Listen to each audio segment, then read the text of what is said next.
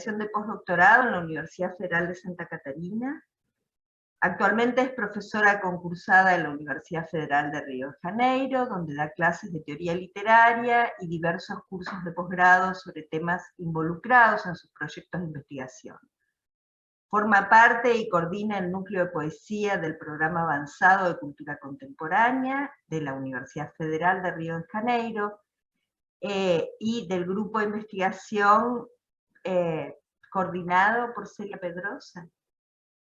Es también miembro del comité editorial de nuestra revista, la que hacemos con Matías Moscardi, Flavia Garione, entre otros, El Jardín de los Poetas, revista de teoría y crítica de poesía latinoamericana.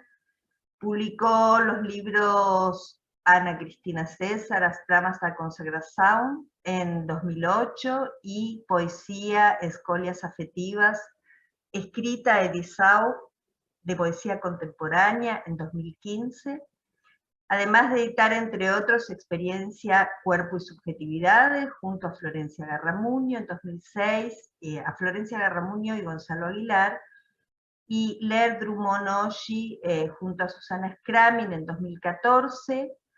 Recientemente formó parte del Diccionario de lo Contemporáneo, Prácticas Estéticas Latinoamericanas, que fue traducido y publicado por M en su colección Madriguera en estos días, y también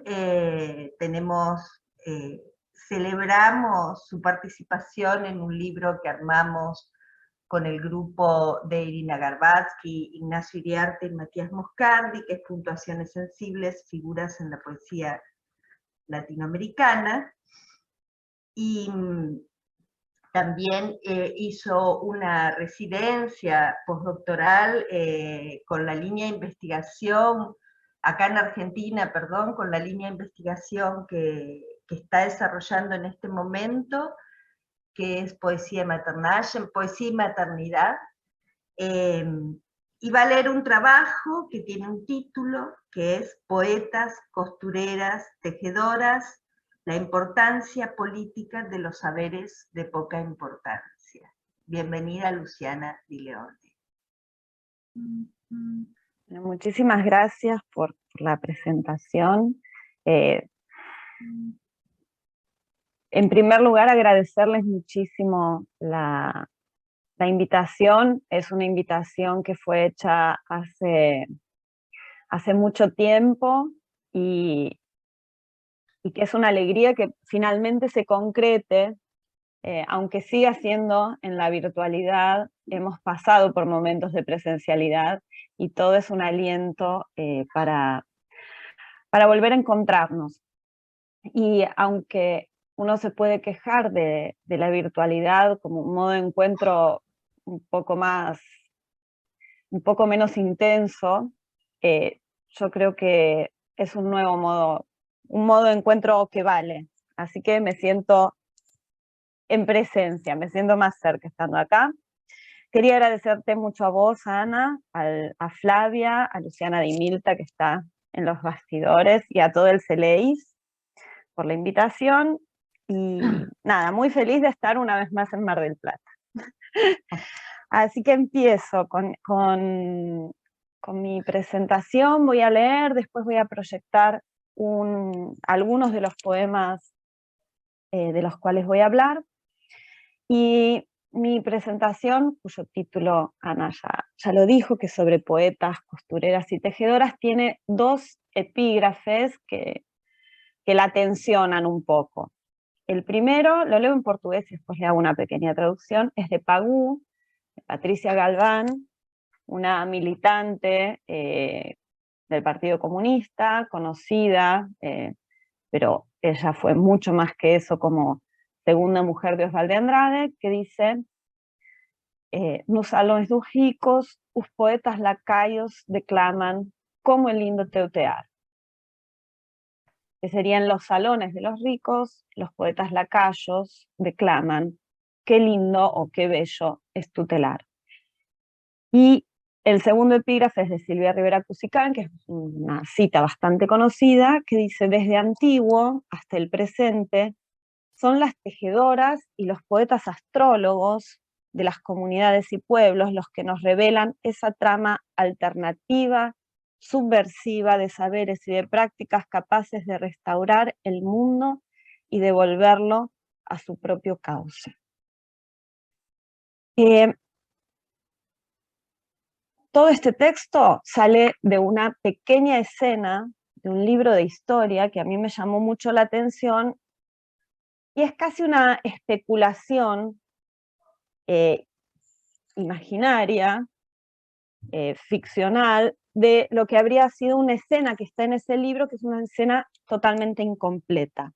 ¿Sí? Ese libro se llama Os Direitos da Mulher, Feminismo e Trabalho no Brasil, 1917-1937. O sea, Los Derechos de la Mujer, Feminismo y Trabajo en Brasil.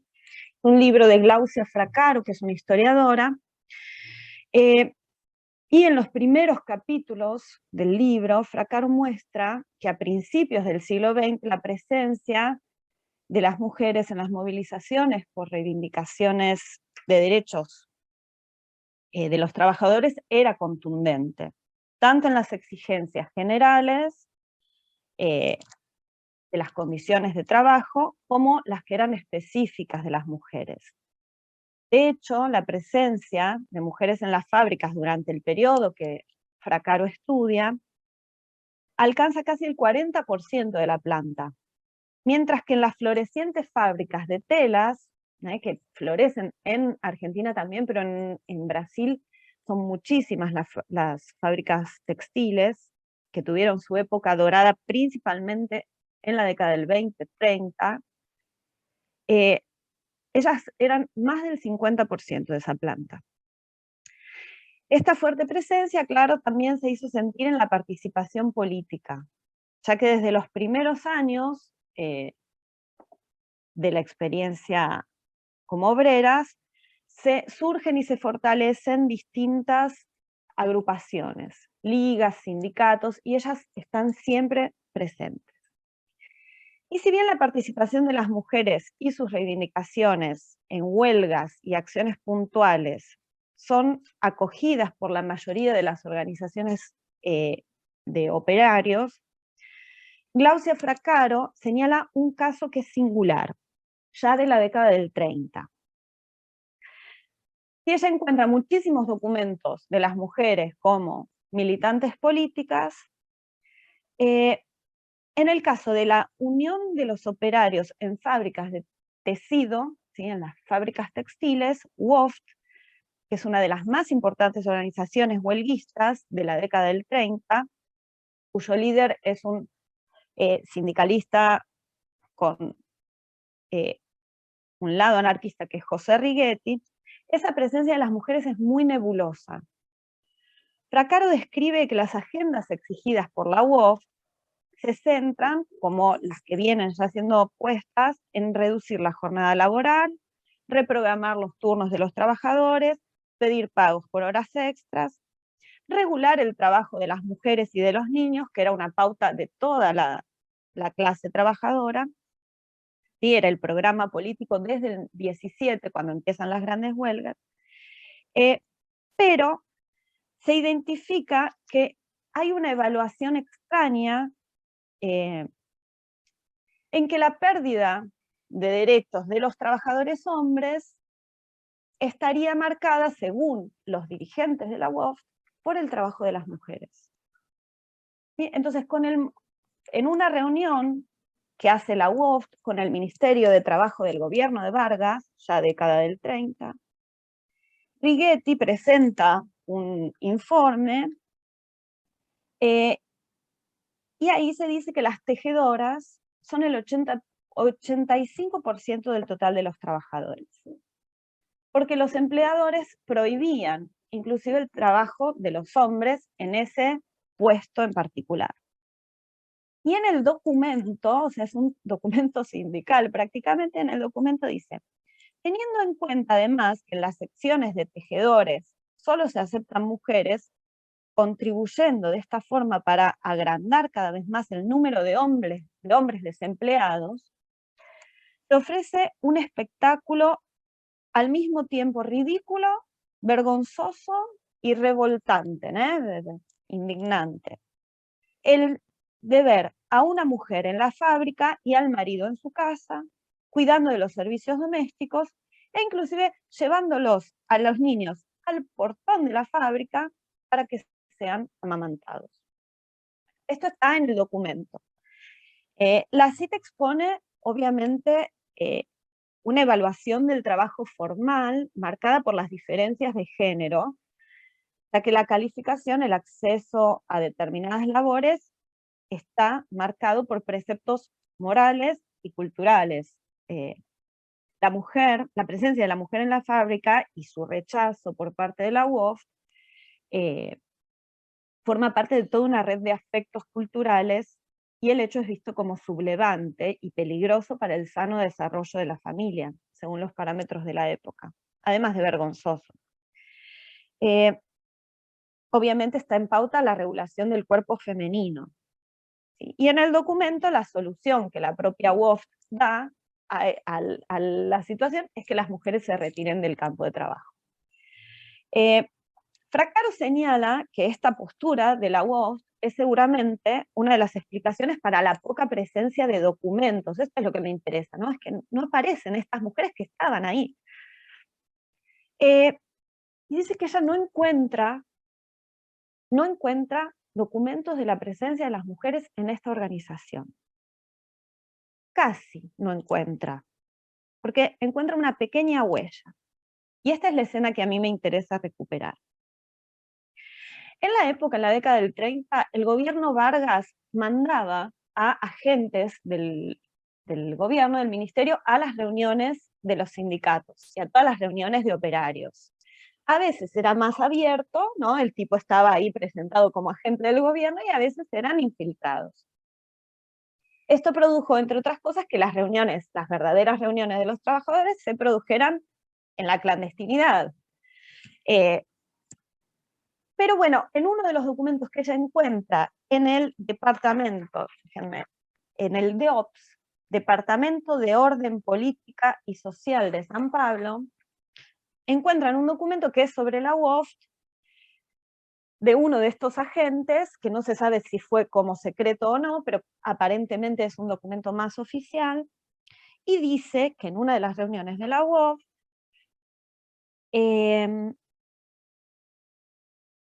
una reunión que el mismo agente dice que es de poca importancia, y este es el título de mi texto, una reunión de poca importancia, Rodolfina Augusta, una mujer, leyó un poema.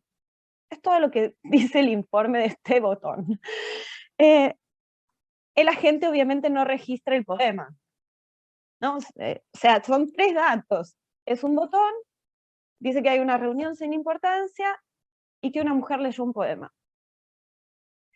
La gente no registra el problema, como es de esperarse, y no tenemos documentos que nos digan o nos den pistas sobre quién fue esta mujer Rodolfina Augusta. La huella es un índice que no nos permite llegar a un texto ni a una biografía, ni sabemos si el poema leído era o no de autoría de Rodolfina. Solo sabemos que, al menos en este encuentro, la única voz de mujer que se alzó leyó un poema. Y recogemos la potencia de la pregunta que plantea la escena. ¿Fue el poema una estrategia frente a la vigilancia, como lo fueron las recetas de cocina en los periódicos durante la última dictadura en Brasil? Y en Brasil, cada vez que se censuraba algo en el diario, una de las estrategias era poner recetas de cocina. Entonces era una marca, era un índice de la censura. ¿Sería el poema un intento de denuncia por otros medios? La articulación de un lenguaje que permitiera hablar de otra manera y por lo tanto pensar de otra manera. Una forma de hacer visibles las redes y vínculos entre militancia, trabajo y lenguaje. Una forma de que un trabajador se convierta en sujeto de una voz distinta a la discursividad de la militancia sindical. Si quisiéramos completar la escena, y acá viene toda mi especulación, o dar algunas respuestas, solo queda emprender un trabajo en archivos dispersos del movimiento sindical o inventar. En la especulación, ese ejercicio de imaginación, podemos valernos de otros poemas de la época que tocaron el tema. Y acá yo me pregunto, ¿acaso Rodolfina recuperaba un poema aparecido en un diario llamado La Plebe, uno de los diarios sindicales? Y voy a compartir pantalla. Pasé todo esto. Acá está la tapa del libro de Fracaro. Y este es un poema que sale anónimo en La Plebe, es un poquito anterior. Voy a hacerle lo dejo acá en portugués y le hago yo una lectura en español. Pésima, ¿no? Pero la intentamos. Sin autoría, sale en el 22, en este Diario de los Trabajadores, y dice: la perfidia de las lanzaderas, que es uno de los cargos tuberculizables, las dermatitis profesionales, las neumoconicosis resultantes de la irritación del parenquima pulmonar por el polvo, las deformaciones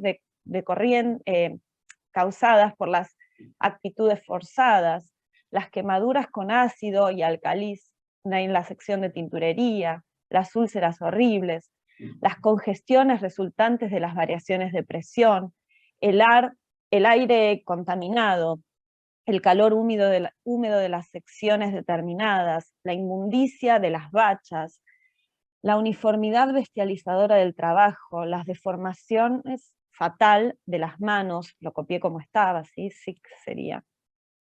Las flitenas, esas ampollas incómodas, los accidentes, la prematuridad de los niños sometidos al trabajo de los adultos, la incultura de las masas originando un antihigienismo peligroso, el trabajo de las mujeres embarazadas, la depravación moral.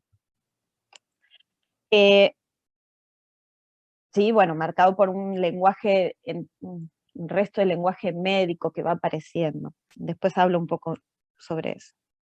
O sería el poema de Rodolfina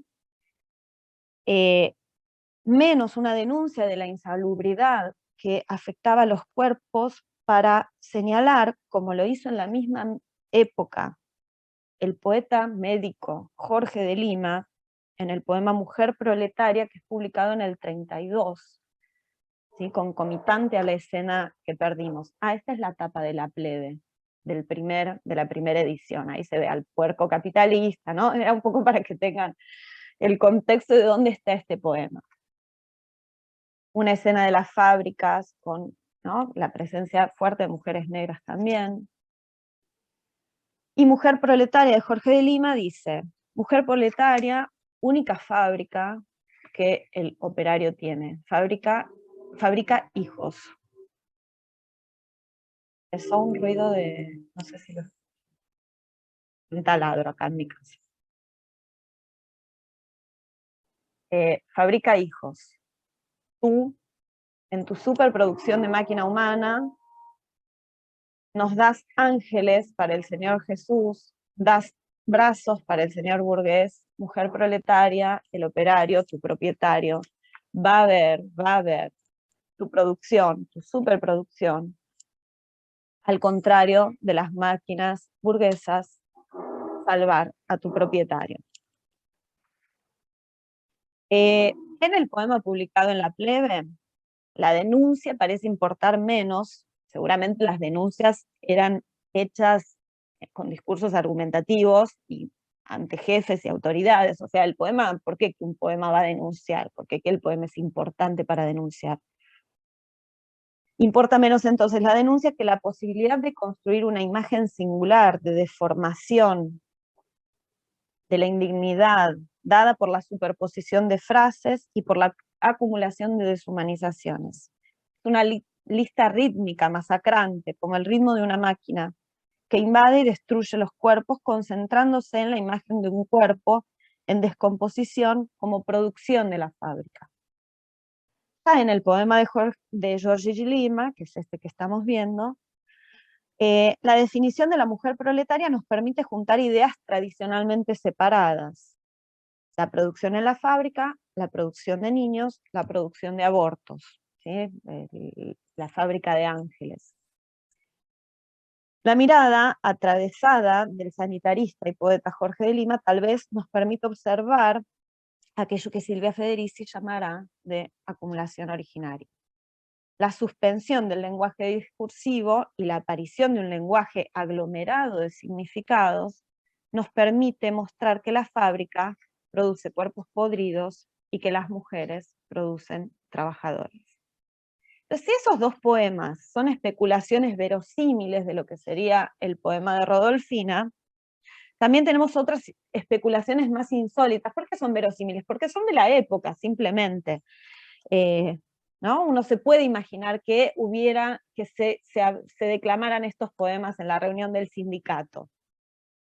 Pero también podemos pensar en otra serie, mucho más contemporánea, que es publicada por la poeta peruana Victoria Guerrero Peirano, en un libro que nace como una plaqueta, después se transforma en libro que se llama Diario de una costurera proletaria. La primera serie es del 2013 y después el libro va ganando, o la serie va ganando nuevos poemas. Es una obra, entonces, en proceso, es una obra abierta, porque siempre se le puede agregar un poema más, una voz más. El libro hoy tiene 15 poemas, que se pueden pensar en 3 grupos. Un primer grupo donde se enfatiza y se relaciona el trabajo de la poesía, la palabra, con el trabajo de la costura y el de las manos.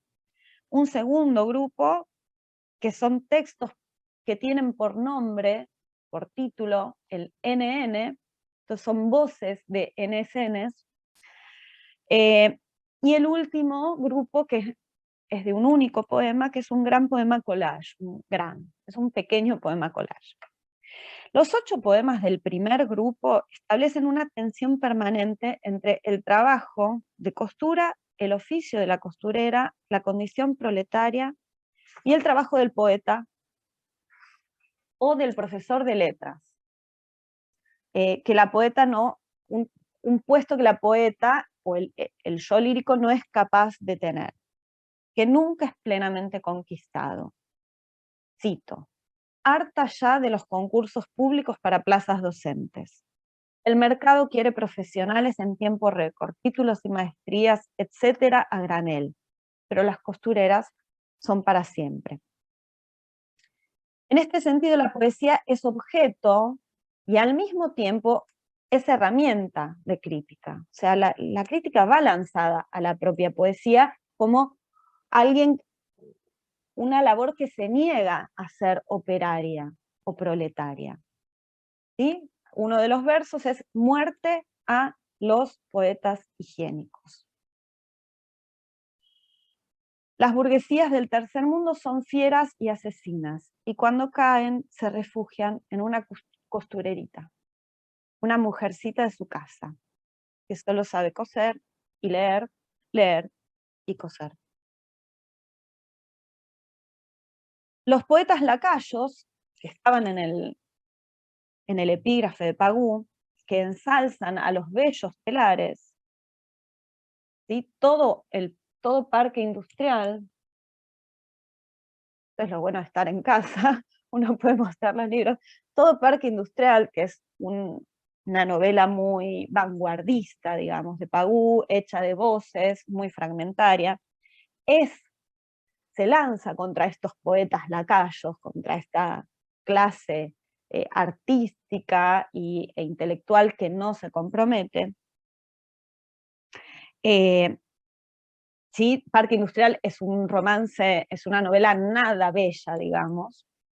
Entonces, los poetas lacayos que ensalzan los bellos telares, los poetas higiénicos o la propia burguesía, no rechazan a la poesía ni a la costura.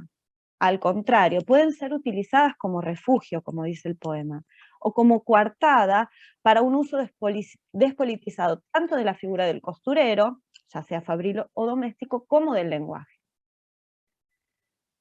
Este es el temor, por ejemplo, de María Pía López, que dice en su libro Quipus: poesía, no nos abandones a la razón política, ni permitas que te queramos como escuálido dador de giro convincente o combustible de emociones.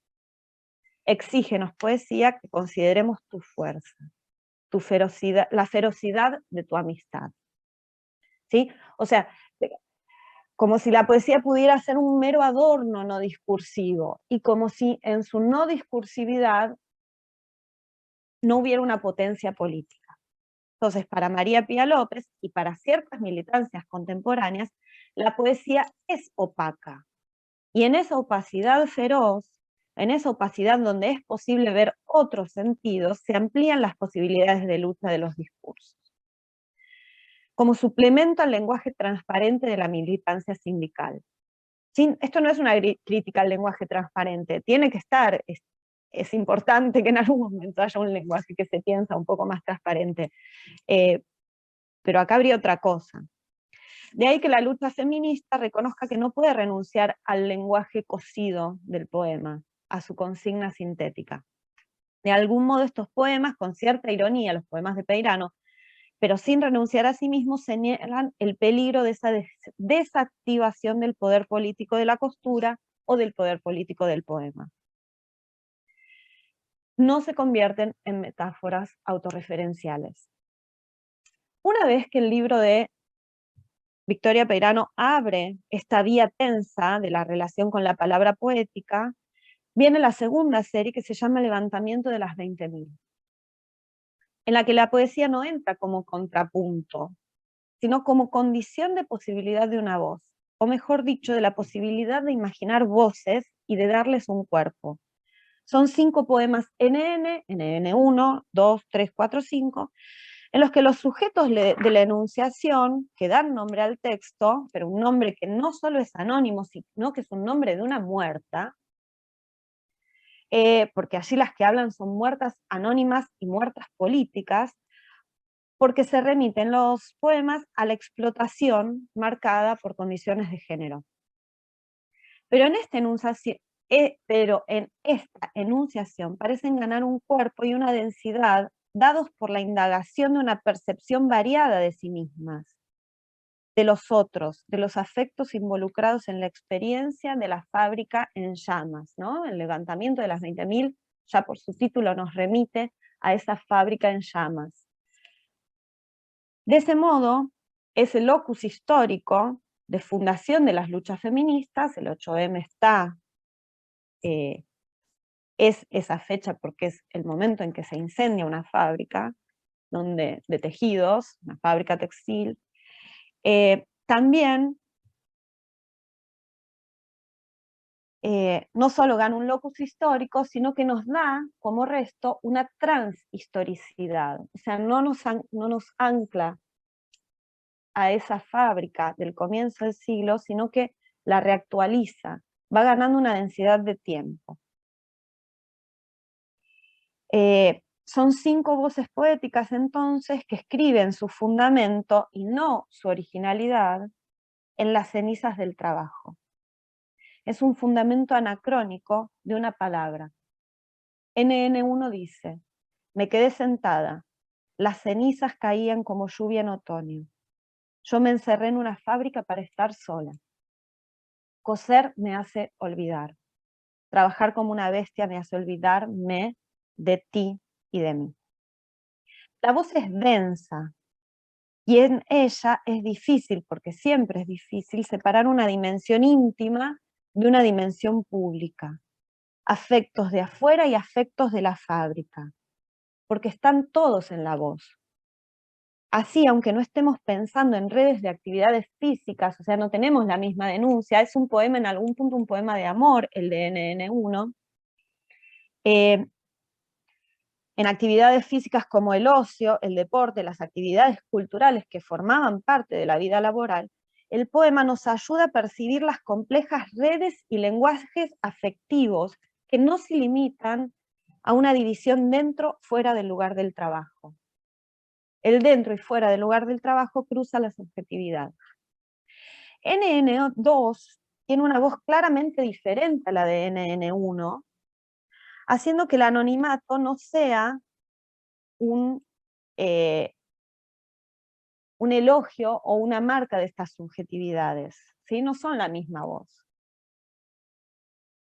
En el segundo poema no aparece el encabalgamiento que aparece en la segunda, y tampoco aparece la afectividad que aparece en la primera, ¿sí? Que decía que trabajo, estoy en la fábrica porque me hace olvidarme de vos, por eso trabajo mucho. En este segundo se enumeran acciones concretas, con verbos en indicativo, y a través de repeticiones maquínicas se destacan las experiencias de explotación. Me encierro con la misma llave con que me encerraron ellos. Tomo la llave del patrón y le doy vueltas a la cerradura. La máquina está vieja. Las alas de las polillas lo cubren todo. A fuerza me siento y aprendo el alfabeto. A fuerza cuento los días en que he de salir de aquí. A fuerza acelero el pedal, acelero la rabia. A fuerza me metieron aquí. Tal vez la imagen que pasa de un poema a otro es esta, ¿no? Ya no son las cenizas que caen, son polillas que lo cubren todo. Es lindo ese cambio de la imagen, ¿no? Es un poema bastante más, menos lírico que el primero, pero al mismo tiempo trae una imagen atravesada, ¿no? Más metafórica en las alas de las polillas. Bueno, vuelvo al texto. El patrón y el lugar de trabajo confinado pierden nitidez referencial en este poema. Y se abren a tiempos y espacios históricos diversos. No es en este poema, en los que vienen, perdón. La fábrica, los talleres clandestinos, el lenguaje mecánico de la burocracia. Aprender el alfabeto y acelerar el pedal parecen formas rabiosas de hacer colapsar la producción, de producir con locura. En este afán de venganza, la voz de N2 da paso a la de NN3, que nuevamente interroga la poesía, pero también a la historia familiar y a la gran historia bajo el signo de la rabia y de la revuelta.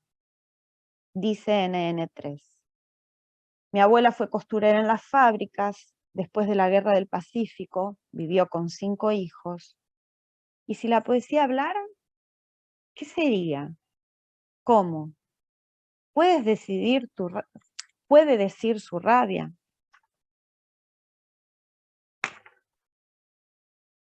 Entonces los poemas van ganando en cólera y en enojo, y se añaden voces y capas. Rabia por la explotación del trabajo en la fábrica de telas, rabia por la palabra que no se puede decir. Ante esa insuficiencia de la palabra, se abre también una nueva opción poética en el libro de Peirano, la del collage explícito, la alterización declarada del lenguaje del poema. Así, NN5, que cierra la serie, trae una voz localizada y fechada. Camboya, 2013. Y un titular que indica que el poema está hecho a partir de un artículo periodístico, ¿sí? Desentrañado, decía Ana Cristina César, leyendo a Jorge de Lima, decía que esos poemas eran desentrañados. Entonces, desentrañado de un artículo de periódico. Y dice: la cuota de producción que nos fijaban en el sector de costura era de 80 prendas por hora. Pero cuando se aumentó el salario mínimo, la elevaron a 90. Y no lo logramos, nos gritan furiosos. Somos como esclavos, incluso si vamos al servicio. Nos llaman para que regresemos. Ni siquiera podemos ir al baño, ni siquiera eso. El poema no logra decir su rabia, pero tampoco puede ser vehículo de denuncia, porque ni siquiera puede descargarse, ni siquiera se pueden expulsar los excrementos. Entre otras cosas porque la denuncia, como dicen los propios trabajadores de los talleres textiles clandestinos, no ayuda, y cito, no ayuda a comprender la complejidad de las cosas. En el librito de chuequistas y overlocas, una discusión en torno a los talleres textiles, dos colectivos activistas y de trabajo, Simbiosis y Situaciones, es un libro del 2011, editado por Tinta Limón.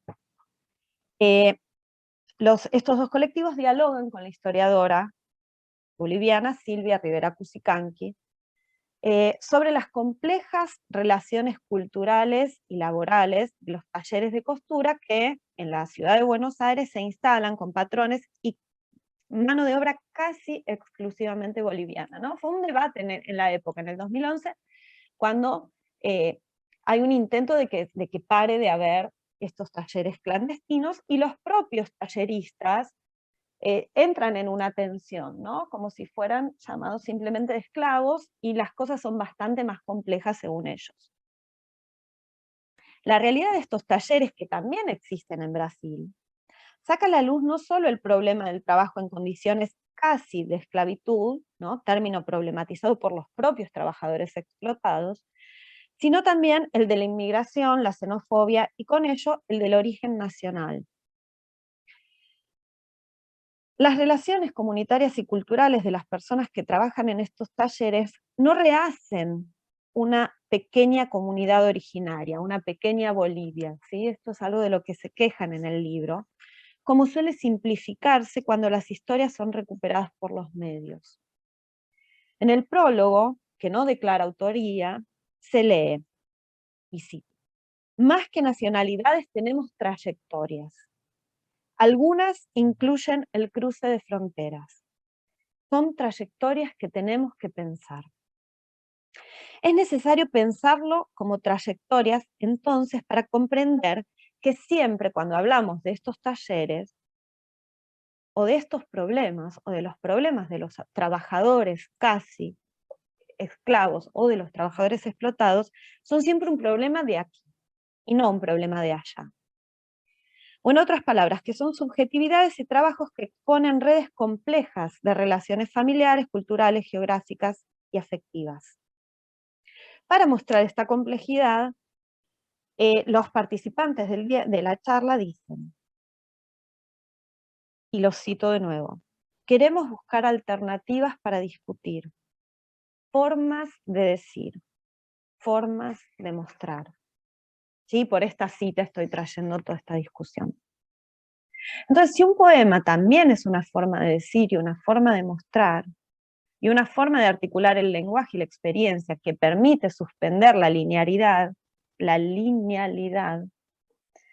y la lógica progresista y evolucionista, quizás pensar la costura, el trabajo y la política a través de los poemas nos permite una forma de juntar tiempos.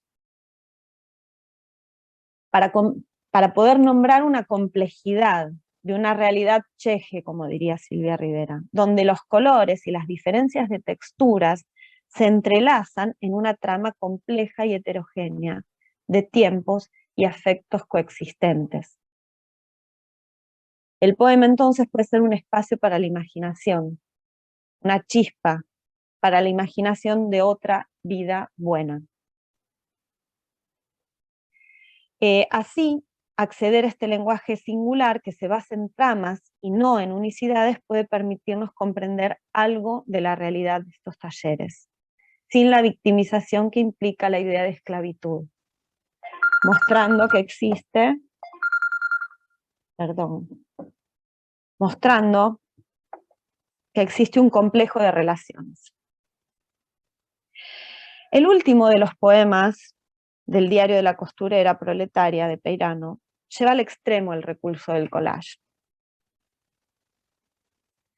Y se llama Cuando me amarro, golpea aquí. Está compuesto por retazos de testimonios recogidos a su vez, ¿sí?, por Alejandra Bayón, entre las mujeres de la región de Piura, provincia de la costa peruana, fronteriza con Ecuador, y son testimonios recogidos entre artesanas trabajadoras del telar de cintura, o jalwa, ¿sí? Es difícil de pronunciar. Que es una tradición milenaria de telar que no es solo que se transmite el telar, es el propio telar el que transmite un modo de conocimiento. entre generaciones. Las mujeres entrevistadas por Bayón no fueron explotadas como trabajadoras en fábricas o talleres clandestinos, sino que fueron víctimas de esterilización forzada durante el gobierno de Alberto Fujimori.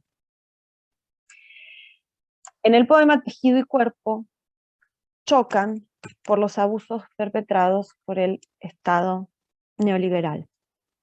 Y dice el poema que es un poema largo, que son cortes de varios testimonios y tiene unas imágenes que ahora muestro. Y dice, antes tejía en Jalwa, sí, en Jalwa he tejido, ahora ya no puedo, se me hincha y me duele la cintura. Cuando me amarro, choca aquí. Cuando me amarro, choca aquí, duele aquí, en la madre.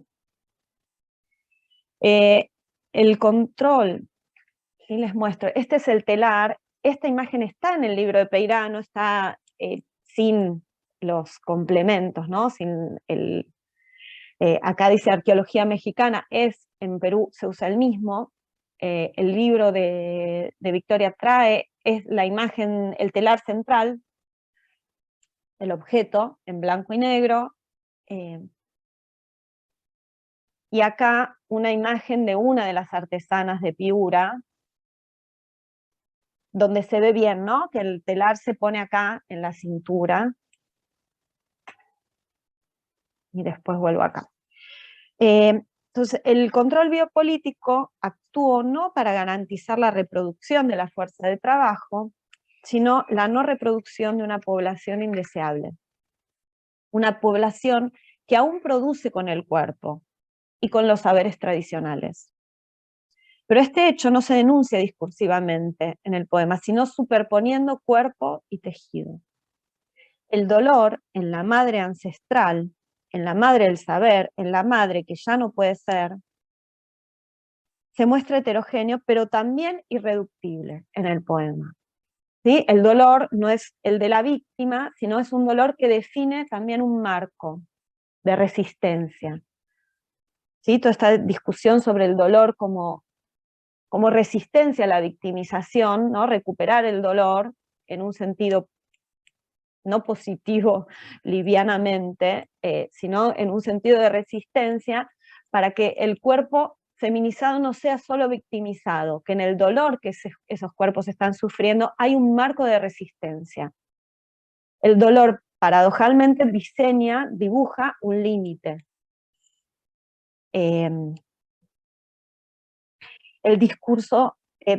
Los discursos recortados de las tejedoras artesanales está lleno de significados. La mujer proletaria de Jorge G. Lima encuentra acá su otro rostro, hecho de retazos y de voces. En ambos casos, a las mujeres se les impide coser conocimientos, unir cosas, tiempos y lugares desiguales unos con otros. Se les impide coser un sujeto complejo. Y cito nuevamente a María Pía López, que en el libro Quipus dice que tenemos que coser un espantapájaros, que el sujeto femenino es una especie de espantapájaros que tenemos que coser. Lejos de un sujeto predefinido, cuyas acciones surgirían de una identidad, las mujeres, se trata de coser una nueva. Sujeto espantapájaros hecho de retazos, abandonos, y le podemos agregar también de dolores físicos. El libro de Victoria Peirano traza entonces un arco que va desde la fábrica hasta los telares peruanos, pasando por los talleres textiles de Camboya. En ese camino los poemas se posicionan no como denuncias, sino como herramientas operadas por un trabajador poeta, por una trabajadora poeta, para pensar las situaciones de explotación, sus circunstancias y sus afectos, sin la inmediatez periodística, pero con la densidad de la mirada sobre cada uno de los hilos que forman la trama. Y termino ahora con un último poema, que ahora lo paso. La metáfora de la costura ha sido relativamente común en la crítica para pensar el hacer poético. Sin embargo, en todos estos textos que traje, el poema ausente de Rodolfina Augusta, el poema anónimo de La Plebe, el de Jorge G. Lima, el libro de Victoria Guerrero, la relación que se establece entre coser o tejer y la confección del poema no es metafórica. Uno no sustituye al otro. Uno no es como el otro. Ni coser es como hacer poesía ni viceversa. En estos poemas y en la lectura que propongo, se trata de mostrar la costura y el poema como herramientas que nos permiten acercar lo lejano, que desplazan las jerarquías, que nos permiten pensar desde una perspectiva descentrada. Son pequeños lentes epistemológicos que apuntan hacia afuera de sí mismos, hacia las redes que arrastran, hacia sus condiciones de posibilidad, pequeños lentes de conocimiento. Y cito a Tamara Kamenstein: conversaciones susurradas de mujeres que crearon una cadena inquebrantable de sabiduría por transmisión oral que nunca fue recogida en libros. Los poemas son parte de esa otra sabiduría, aunque a veces estén recogidos en libros. Una sabiduría no discursiva, una sabiduría de poca importancia, como decía el botón, el agente secreto de Getúlio Vargas. De tan poca importancia que ni siquiera a veces vale la pena registrarla.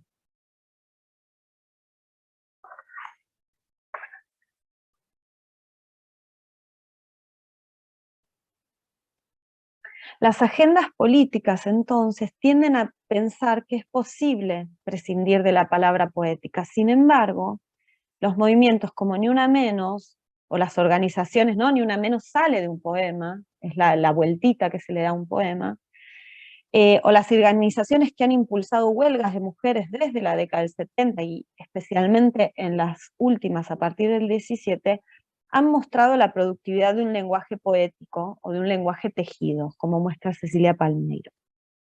Porque es una herramienta epistemológica que nos permite desafiar los límites de lo que se entiende por político, por público y por discursivo.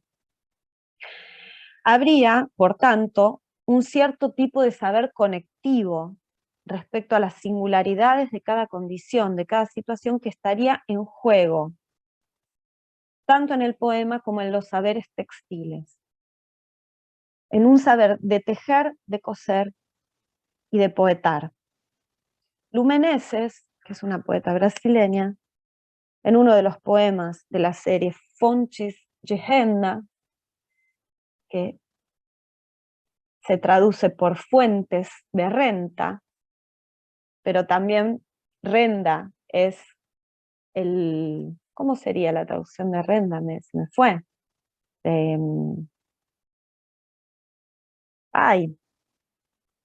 Los bordados, los tejidos bordados que usamos para la ropa. No es puntilla, tiene otro nombre. Entonces, Lu Meneses, en uno de los poemas de Fontes de Renda, ¿te acordás, Ana? Encaje. Eso, perfecto. ¿No? Entonces, fuente, en portugués es lo mismo, ¿no? Es fuentes de renta, de encaje. Entonces, Lu Meneses, en ese, que también provoca la asociación entre poesía, costura, bordado y el trabajo como fuente de ingreso, señala la posibilidad epistemológica del poema, y dice el poema: el hecho es que en el esquema que está en pauta o que está en tela, un lugar cualquiera del globo terrestre coincidiría con un punto del bordado. El allá se convertiría en acá, el allí en aquí, en el bastidor de alguna mujer que a cada punto, a cada instante suyo y de todo, aprendería que, además del preciso presente impreciso de ella en el mundo. ¿Qué aprende una mujer, además del preciso presente impreciso de ella en el mundo? En este presente impreciso, perdón, en este presente preciso impreciso, aprendido en el bordado que une puntos y tiempos aparentemente lejanos, se abre una especie de lectura poética y política de la experiencia de la mujer, en el trabajo de la costura y en el quehacer poético. El trasfondo nos deja ver, nos muestra los contactos. La poesía impalpable resulta ser un lenguaje a disputar, una herramienta política e epistemológica imprecisa, pero llena de conexiones. Los poemas vuelven lo que se considera de poca importancia aparatos de la mayor importancia. Es eso. Gracias, ni sé cuánto tiempo hablé. Voy a parar de compartir. Gracias, Lu. Muchísimas gracias, Lu. En la conexión remota, que sería la del YouTube, ya nos dirán si aparece algo. Por el momento no apareció nada. Yo pensaba a partir del trabajo, a partir de tu trabajo, Lu, primero en cómo, digamos, en el interés de esa especulación imaginativa para armar una escena donde poder leer determinados poemas y poder leer una tradición de poemas, ¿no? Que va del higienismo a estas poetas. Yo cuando leías los primeros poemas pensaba en Castelnuovo, ¿no? Digamos, los cuerpos enfermos, tuberculosos, la fábrica, etcétera, esa escena en el primer poema. Pero también pensaba, y me gustaría, no te estoy pidiendo que lo resuelvas, ¿no? Pero a partir de una charla que tuvimos, esta cuestión de la aparición del poema, ¿no? La primera aparición del poema en el momento de la fábrica, Rodolfinia era, ¿no? Rodolfinia. Aparece ese poema que vos especulás, que puede ser el de Jorge de Lima o puede ser otro poema que apareció en el diario sindical. Y nosotras hemos hablado también de la aparición del poema en relación al debate del aborto, y conocemos que en Argentina, por lo menos yo conozco que en Argentina, digo, no tengo el paneo completo, América Latina, salieron antologías, antologías verdes que acompañaron las marchas, y bueno, en este momento aparece en la fábrica el poema, ¿no? Entonces pensaba en relación a eso, la que teje, la que declama o escribe, ¿no? Y la idea del poema como la idea final, que vos tirás al final, que es la idea del poema como un lenguaje a disputar, ¿no? Entonces pensaba en la dificultad de ese poema, que aparece acá en relación al tejido, a la costura, a las luchas de las mujeres y al trabajo de las mujeres y a ciertas subjetividades, y la idea de la denuncia, digo, como la oportunidad de la aparición de un poema, que puede significar muchas cosas, en determinados momentos, en determinados actos, donde parece que el poema funciona para ser enunciado, ¿no? No digo ya acompañar una marcha, sino ser un acto y que aparezca ahí el poema, ¿no? Entonces, vos dijiste, bueno, no es la denuncia, también está lo que no se puede decir, pero lo que me interesaba de tu trabajo es que no es la metáfora, ¿no? Que sería como el lugar del poema, el lugar en el que el poema se despolitiza y en un sentido, digo, porque si es solo el tema político y la metáfora, aparecen las grandes metáforas y el poema no produce nada. Y bueno, me interesaba esa coincidencia de la aparición del poema tensa entre la denuncia y la metáfora. La denuncia puede ser metafórica, pero como si fuese un dispositivo que de alguna manera sirve. Aparece, digo, me llama mucho la atención que haya aparecido en el debate del aborto, ¿no? El poema, declamado por algunos diputados inclusive, y que aparezca en la fábrica, y que después aparezcan estas poetas en Lumeneses o en Guerrero desde otro lugar, ¿no? Entonces pensaba en esa idea del poema como un lenguaje a disputar, y cómo se disputa en la escena pública más oficial, digamos, y cómo se debate, cómo se presenta o cómo aparecen los libros, y en la dificultad de trabajar estos corpus, ¿no? No lo de los poemas que vos trabajaste después, pero sí estos corpus, esta acción del poema como aparición, que casi está en el borde de los labios, ¿no? Como que el poema viene a clausurar algo, a traer una verdad y a la vez a clausurar algo que puede ser enunciado en este tipo de situaciones de las luchas políticas. Entonces me interesaba eso, porque bueno, es una charla que tuvimos antes también en relación a los poemas del aborto, y que vuelve a aparecer acá, ¿no? Y acá me interesaba como esa asociación, que sería poema-mujer, ¿no? También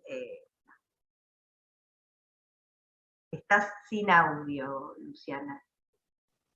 No, bueno, es que dijiste un montón de cosas. Bueno, la asociación poema-mujer, ¿no? Es como el lugar de la domesticación está ahí, ¿no? Entonces me parece que lo que sorprende es cuando el poema aparece y no es tan dócil. Y esto es me parece que es algo, es un dato, ¿no? Más o menos puesto, y que por ejemplo lo que se ve en las últimas militancias es que hay un uso de ese lugar extraño, ¿no? De ese lugar domesticado y que empieza a ser eso, disputado, torcido. Una de las cosas que yo me preguntaba es, leyendo La Plebe y leyendo otros periódicos de esos primeros años, donde todo el tema es permanentemente la lucha de los trabajadores, que aparecen muchos poemas con otros tonos, ¿no? Es como que se abre ahí un espacio muy diferente. No, en general son muchos poemas elogiosos a ciertas figuras sindicales o a la figura de Prestes, ¿no? Parece que es un lugar donde se puede discursar de otra manera, se abre otro espacio de lenguaje que es interesante, y también es interesante ver los comentarios, porque en las cartas de los lectores dice, no, usted es un pensador muy interesante, pero la verdad que como poeta usted es pésimo, deje de mandar poemas, o uno que se queja porque no le publicaron el poema que mandó. Es muy extraño, porque estamos hablando de cuestiones operarias fuertes. Y aparece esa otra disputa de ese lugar que está poquísimo mapeada, hasta donde yo sé, porque se lo ve como si ahí el poema estuviera en función de, o está en un espacio que no le corresponde, pero había un funcionamiento tenso, ¿no? Entonces las tradiciones poéticas que nosotros tomamos son tradiciones que siguen una genealogía bastante previsible, ¿no? De lo que sea el arte. Bueno, entonces, ¿cómo funciona la poesía en otros espacios que no son los espacios artísticos? Y cuando miramos de cerca esos otros espacios, está. Puede ser que no sea un poema que nos dice tanto desde su forma, pero que se reconoce como un espacio, un lenguaje que funciona de un modo diferente, se lo reconoce.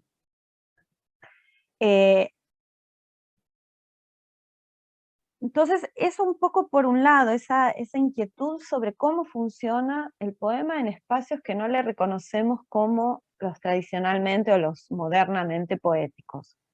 Y esa idea de que el poema, de que ese lenguaje aparece. Y Sí, que por otro lado fue el lugar de la poesía, vos decís en la década del 30, digamos, sí. todo salía en forma de poema, ¿no? El reclamo, el elogio, bueno, con esa restancia, digamos, con ese resto más que restancia de poetas que escriben subvencionados por determinadas personas, ¿no? Hay toda una cuestión de elogio que está, y aparece, todo pasa por la poesía en ese momento, pero después la poesía deja de ocupar esos lugares de esa manera, con distintos cortes históricos, por supuesto, y ahora reaparece fuertemente, por ejemplo, asociado a cuestiones que tienen que ver con el feminismo, que este sería uno de los casos, ¿no? Las costureras, digamos, trabajo, feminismo. Entonces, a mí me llama la atención que ahora reaparezca el poema en la escena pública, cuando hace tiempo, creo yo, tendría que investigarlo más, pero hace tiempo que no aparece como respuesta, digamos, no aparece como una posibilidad, no aparecía como una posibilidad el poema de decir, de montar una lengua en relación a un reclamo, ¿no?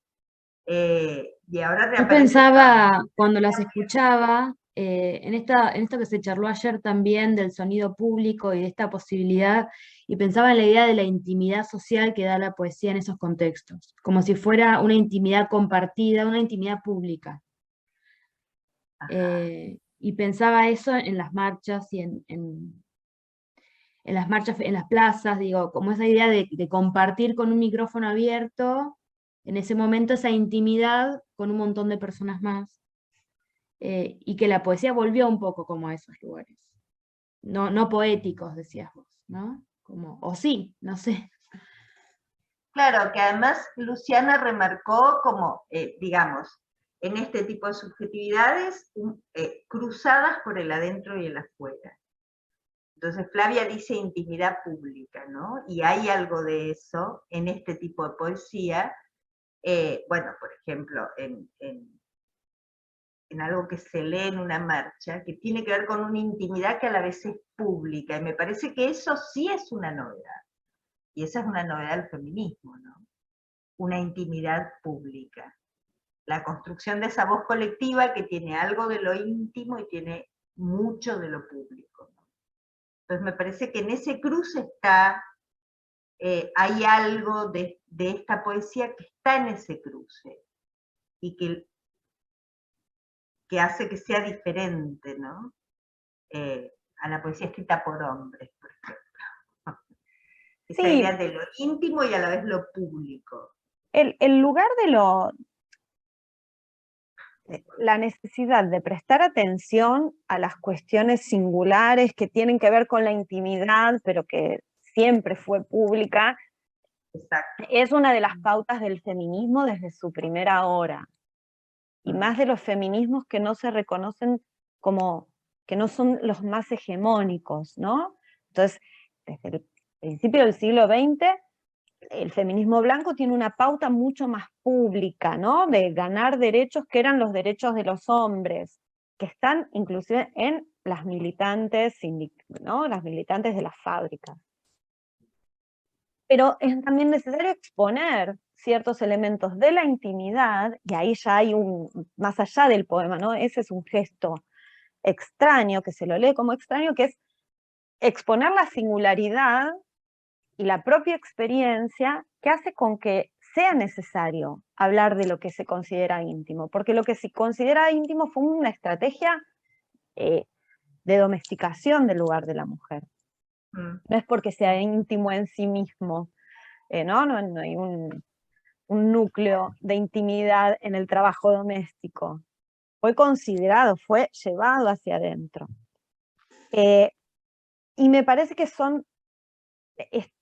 cómo van ganando fuerza estos modos de pensar situados por una experiencia singular, pero que es singular y colectiva al mismo tiempo, de la mujer, que va ganando fuerza y ahora se ve como más importante. Y me parece que eso se cruza con una gran insuficiencia de determinados discursos públicos, ¿no? Acá Luciana en los comentarios, Melinda de Petris dice, pensaba el poema de Fernanda Laguna de A una toallita en relación a la ley de salud menstrual actual, o los poemas de Mari Guric en las marchas sobre leyes de género. Sí, hay muchos, y es eso, y vienen a disputar como un fragmento del uso de los discursos, una parte del mundo, que cierto tratamiento discursivo no puede tocar, no por no quiero decir que no puede por insuficiencia, es porque nadie puede todo. Entonces hay ciertos discursos públicos que no logran juntar tantos tiempos. Hay poemas que también no logran hacerlo. No es que se trate de que todo poema logra hacernos pensar, ¿no? Poner en conexión tiempos y espacios diferentes y hacer conectar. No todos los poemas hacen conexiones. Digamos que es una posibilidad que se abre más fácil. Y me parece que es disputar, fue bastante automático, así que empezó el poema a ganar espacio, hubo un intento es permanente el intento de domesticación, ¿no? De desactivarle sus poderes. Entonces vos ves que el poema es citado eso, por el discurso más hegemónico también. Entonces está en pauta el poema y está siendo disputado.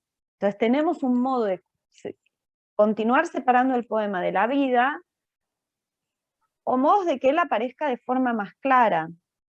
Me parece que es eso, las militancias feministas particularmente, están muy atentas a eso. Y se trata de no solo del poema, sino también de otros innúmeros lenguajes que aparecen. Entonces en las manifestaciones vos tenés a las pibas todas pintadas, hay una performance permanente, un uso del color que es diferente, un uso del cuerpo que baila, sea con coreografías o no, vos tenés performance. Bueno, una performance como está en la marcha de las feministas no la vas a tener en una marcha del Polo Obrero. Creo que no, ojalá, ¿no? Hay otros usos del lenguaje y otros usos del cuerpo. El Pensaba que lenguaje es un esos sentido usos, amplio. Luciana, son compartidos en esta idea de trayectoria transnacional que vos mencionabas, que unías Perú, Bolivia, como esa cosa compartida que va más allá de la idea de nación, digamos. Sí, y al mismo tiempo con cierto respeto a las singularidades, ¿no? Porque la idea de nación me parece que se va yendo. Eso se va. Pero hay una atención a la singularidad. Por eso yo me interesaba marcar, por ejemplo, en las voces de los poemas de Peirano, las diferencias que traen las voces. Y ese localizarse no es localizarse en una identidad previa e individual, y mucho menos nacional, ¿no? Sino ver cuáles redes son las que son activadas, y son redes, sí, geográficas, locales, digamos, muchas veces. Porque hay algo que no me parece que esté en estos poemas, que es una idea de globalización, que sí está en ciertas manifestaciones, ¿no? Bueno, el propio Ni Una Menos tiene una fuerte marca de globalización, e inclusive es una de las cuestiones de su cara más pública y más evidente, ¿no? Ese cierto aplanamiento de las singularidades, que cuando uno va a una marcha ve diferencias, aunque sean marchas igualmente más blancas, más de ciudades, pero hay, ¿no? Las diferencias cuando uno está y ve los cuerpos en acto, ellas aparecen más evidentemente. Entonces, esa es otra de las cuestiones que me parece interesante. El poema de Lumeneses habla del globo terrestre, pero ese globo terrestre no está en un sentido de de universalización. No. Por el contrario, es un punto que se agarra de otro punto. Entonces, si singularizan puntos del globo.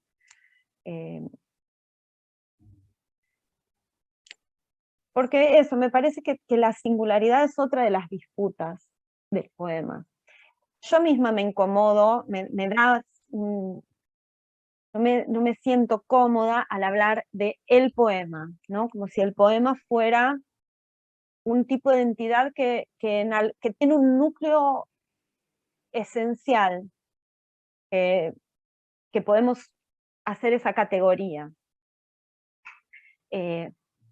Siempre estoy más tentada de decir los poemas, pero tampoco me convence, ¿no? Es un poco cómo tratar esa singularidad, porque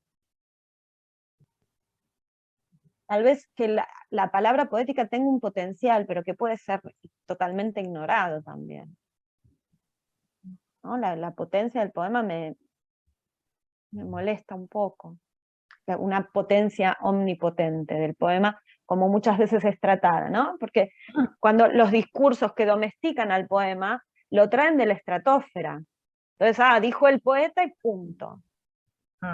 ¿Sí? Claro. Dijo el poeta, parece que es palabra santa, es palabra de Dios. Bueno, ¿qué tipo de ahí actualizamos lo peor de la tradición poética moderna, dijo el poeta? Claro. Como si además fuera una palabra fija y no a veces evanescente, y que esa es su potencia política justamente, esa evanescencia. Sí, Ana habló de la aparición. A mí me gusta mucho pensar en la idea de la circunstancialidad, ¿no? Que de cierto modo todo poema es un poema de circunstancias o diría Donna Haraway, un poema situado, ¿no? El poema trae todas esas redes, que se puede resituar, pero me parece que uno de los problemas de la poesía o de los usos que se hicieron de la palabra poética es la búsqueda de la atemporalidad y de la universalidad. Sí, cuando yo decía aparición lo decía en ese sentido situado, ¿no? Vuelve a aparecer no lo decía en el sentido de la presencia, ¿no? La aparición, la luciérnaga en la noche. No lo decía en ese sentido, sino, pero bueno, en algunos de esos poemas que aparecieron, por ejemplo, que aparecieron en el debate del aborto, aparece la poesía como la palabra que viene a cerrar, como una palabra de autoridad, por ejemplo, recitar Mistral, ¿no? Y que aparezca ese poema como si en ese poema justamente es el que te viene a cerrar la boca, ¿no? Me parece que eso no tiene nada que ver con la poesía que leíste vos, ni con el planteo y el recorrido que estás haciendo vos, justamente, sino que esa singularidad tendría que ver con que ese poema no trae una verdad. Ninguna. Y creo que hay una cuestión ahí que también se podría revisar, que es como la omnipresencia de la primera persona en la poesía más contemporánea, y la aparición de muchas voces en esta poesía, como una voz más colectiva, sea por el LOL Collage, bueno, a veces somos las CNN, ¿no? Pero como una voz más colectiva que haga un contrapunto con esa primera persona que estaría más cerca de la intimidad, digamos, aunque no es solamente eso, ¿no? De decir una intimidad. Sí, y me parece que se juega un poco con... se le echa un poco de tierra a ese yo. O sea, el yo sigue estando ahí, pero es un yo que, visto del lado de la autorreferencia, está bastante sucio. Y para el lado de la colectividad se cuida de entrar en una voz colectiva, en un nosotros pleno. Entonces, ¿no? Es como si ese yo ensayara, me parece, en algunos casos, obviamente no en todos, como si ese yo ensayara un singular plural, que a veces se da en el yo y a veces se da con otros pronombres, pero digamos que con ese yo está bastante sucio. ¿No? Es una experiencia singular, pero está marcada por cuestiones por sus redes, digamos, afectivas y geográficas y culturales y de producción. Me parece, ese es uno de los elementos que me parece que es importante traer. Un poema que expone sus condiciones de producción. Porque cuando ese poema es usado para cerrar la boca, necesariamente se lo expone sin condiciones de producción, ¿no? Cortado de todos sus lazos. Yo pensaba, Lu, en relación a los soportes ahí, si cierta poesía feminista no se resiste también al libro como soporte, si no hay una resistencia o no, en el sentido, pensaba por ejemplo en Susy Shock, en que ella sacó sus poemas reunidos hace relativamente poco, pero tiene como décadas de estar leyendo o declamando esos poemas en distintos lugares, y cómo la publicación llega tardía, como si fuera algo que viene como quizás a cerrar un poco algo, o no, pero una resistencia a eso también, como si no fuera algo estrictamente necesario. Sí, me parece que el libro no se da como punto de llegada, porque por otro lado tenemos una inmensa producción de pequeños libros, ¿no? En las marchas se ven millones y millones de publicaciones independientes, y hay como también una voluntad de hacer el libro, libros que exponen sus condiciones de producción, ¿no? Pero me parece que hay menos ansiedad de llegar al libro de editora o al libro más grande, ¿no? Que se da como punto de llegada de la producción. Entonces me parece que el poema va explotando otros caminos, o se van explotando otros caminos que el poema deja, que son las declamaciones, las lecturas, el poema suelto en la calle, el cruce, como eso, salir del lugar del poema escrito y publicado en libro como espacio, como único espacio de legitimación de esa voz.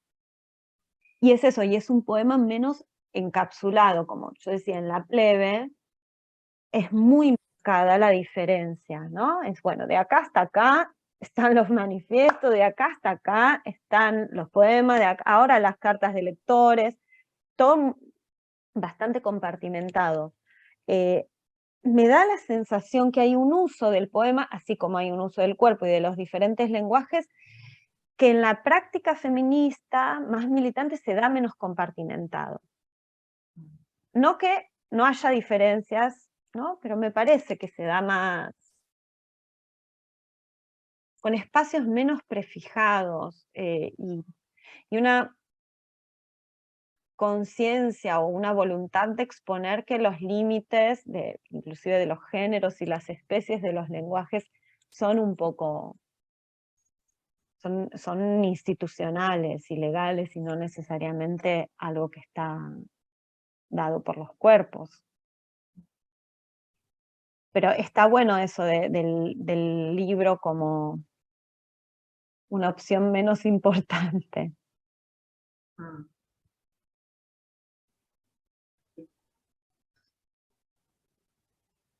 No sé si hay alguna pregunta por el YouTube o alguien quiere hacer alguna pregunta más.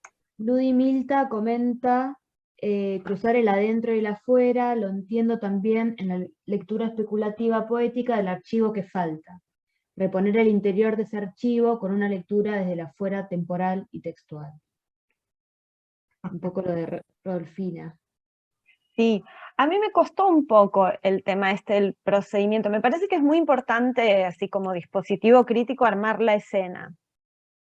Pero en a mí fue eso, fue una puntada de curiosidad, este tema de qué leyó Rodolfina.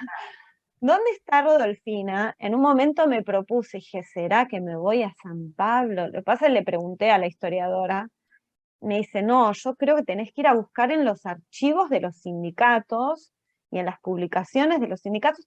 Era un trabajo para historiador, ¿no? Que iba justamente no para especular sobre la escena, sino para encontrar Claro. algunos mojones un poco más sólidos. Igual, nada, me da esa curiosidad. Entonces dudé mucho en montar una escena donde no tenía nada. Más que algunas conexiones, entonces es un poco atropellada la escena que monto, ¿no? No tiene una solución de continuidad muy marcada. Es una bibliografía totalmente descosida, o cosida. Yo estaba descosida y yo la cosí, porque va de un manifiesto de 2 colectivos que trabajan con inmigrantes bolivianos en Argentina, con lo de los talleres textiles clandestinos, pasa por un libro de poemas bastante, podríamos decir que es bastante tradicional el de Victoria Guerrero, aunque es un diario, tiene cuestiones de collage, ¿no? Es un libro de poemas, no hay ahí una performance loca. Y yo estoy leyendo con cosas que vienen de lugares muy extraños y sin una voluntad de apoyo teórico. Entonces dudé mucho en hacerlo, pero como que también me fue tomando, yo estaba tan curiosa con esta desaparición de Rodolfina y de su poema, que el texto se fue montando, me daban ganas de especular sobre ese lugar, sobre esa escena. Me pareció una locura que una mujer en medio de una reunión sindical declame un poema, y la frase del tipo que dice, bueno, en una reunión sin importancia, fulana leyó un poema.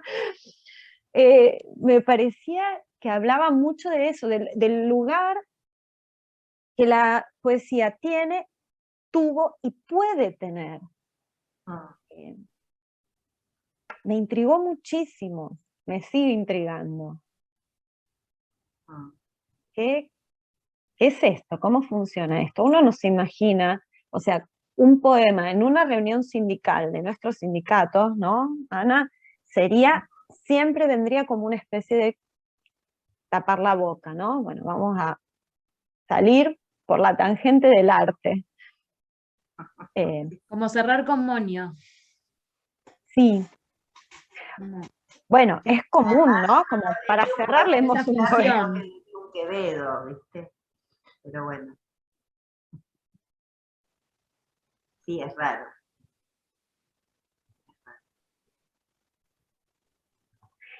Y está en el departamento, o sea, en los archivos policiales. Eso es del orden público. Claro. Totalmente.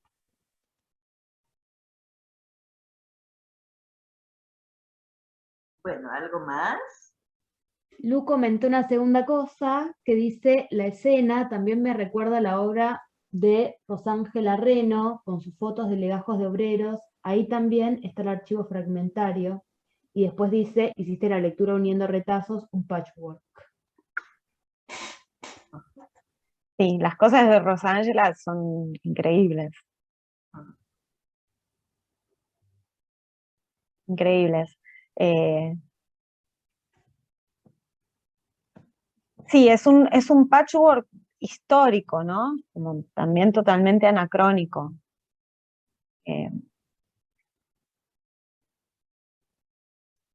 Dudé, cuento que dudé mucho, me parecía un poco serio en algún punto juntar espacios geográficos y momentos como sin condición, sin solución de continuidad.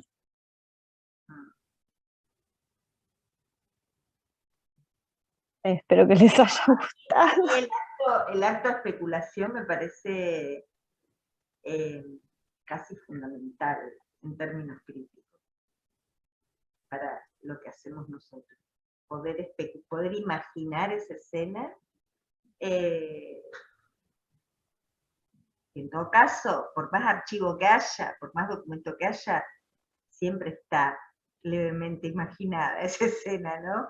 Cuando es una reconstrucción, digamos. Entonces, la capacidad de especulación de la escena imaginada, que de todas maneras no es una escena traída a los pelos ni inventada, me parece que es muy productiva críticamente, que la especulación sobre esa escena siempre tiene que estar funcionando. O siempre de alguna manera está funcionando por más que uno no lo explicite. Sí, exacto. Hay un margen. En un momento una de las cosas que pensé fue inventar fuentes. Claro, claro. Pero, o sea, pensé realmente en hacer un texto más ficcional con fuentes inventadas. Pero no lo hice. Jorge Salesi dice, el archivo se puede buscar, investigar y hacer, y Sara Osoer dice, se arma, sirvió para plantear muchos problemas y preguntas, es un montón eso. Esta potencia crítica de la escena, de la especulación. Claro, es que el archivo es eso, ¿no? El archivo es también especulación. También sí. Trabaja. Sí, pero bueno, eso, hay como intensidades en las que uno lo hace con más o menos, ¿no? Esa escena que armamos críticamente puede ser más o menos osada, ¿no? Eso no le da ni más o menos, no es más o menos efectiva por eso, pero la sensación de estar atando cosas más extrañas y esto, y de no tener un punto sólido en fin, es perder el propio centro de la especulación. Pero me divertí. No, igual ir a buscar el poema de Virginia, que seguramente no está en los archivos. No. Pero era como una, digo, es para hacer pie, pero en realidad no era necesario, ¿no? Para el trabajo que vos haces. No era necesario. No. Eso, se podría hacer pie a eso. Yendo a la plebe, yo me podría haber ido a la biblioteca y leído la plebe desde todos los números y ver si aparecía algo, no de Rodolfina, pero hacer un estudio sobre la poesía en los periódicos, en el periódico La Plebe, o, bueno, en La Voz de la Mujer, eso ya está hecho, se lo mapeó el funcionamiento del lenguaje poético ahí, pero me interesaba eso, poder pensar en un tiempo cruzado, ¿no? Y me la imaginaba a Rodolfina, que no sabemos ni si existe, leyendo o declamando un poema como los de Victoria Peirano, ¿no? Que sería muy raro, pero sería interesante. Me metí en la fábrica para olvidarme de vos.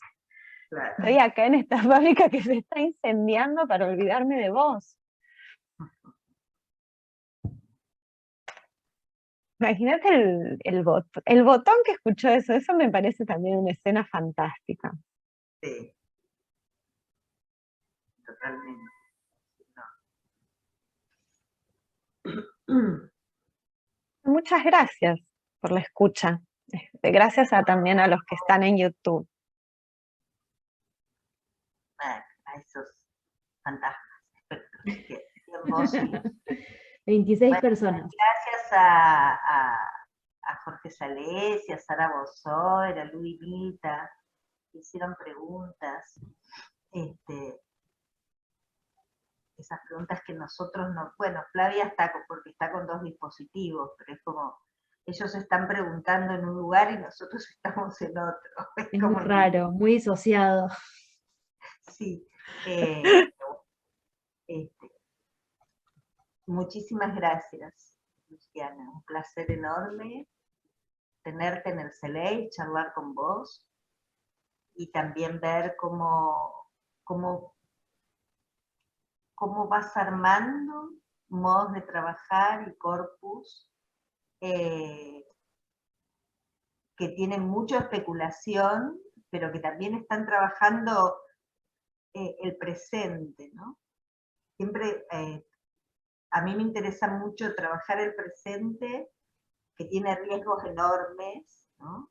Porque supuestamente algo tiene que decantar, no podemos hablar de lo que está pasando, y entonces tiene los riesgos de que eso puede ser de otra manera después, incluso al otro día, pero me interesa porque me interesa indagar el presente en el que estamos viviendo.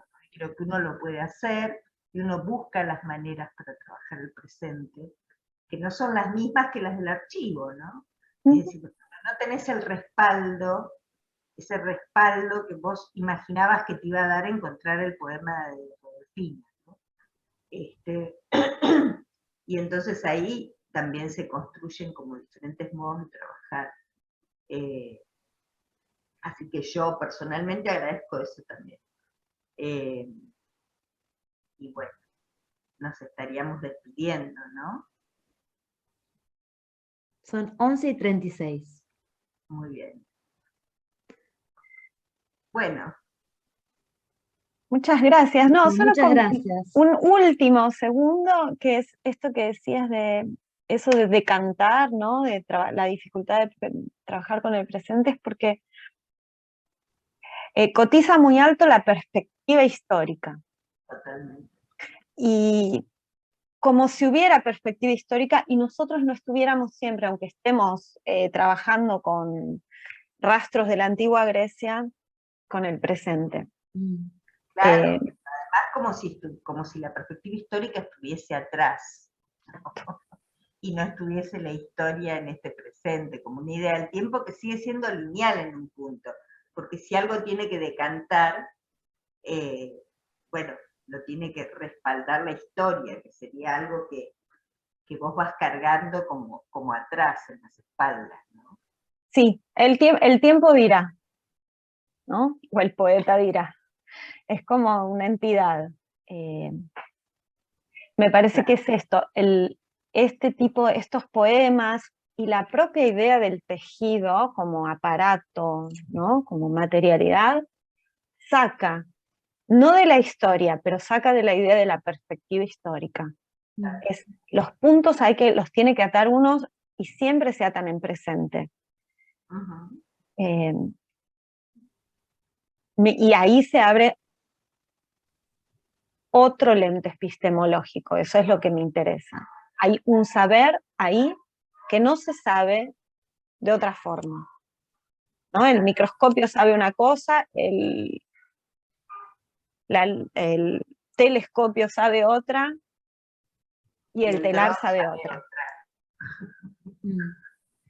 Claro. Es cierto. Y el tejido sabe otra. Ahí claro. Está bueno. Sí. Son modos diferentes de leer. No tiene que ser el mismo modo. Ahora sí. Bueno, gracias a ambas. Gracias, Flavia. Nos despedimos ahora y le decimos a todo el mundo que esté atento a hoy si en Argentina es el censo, y entonces si hay gente de otros lugares, por eso hoy es todo virtual el Congreso, porque es feriado nacional y porque tenemos que estar en nuestras viviendas para que nos censen. Y mañana seguirá presencial.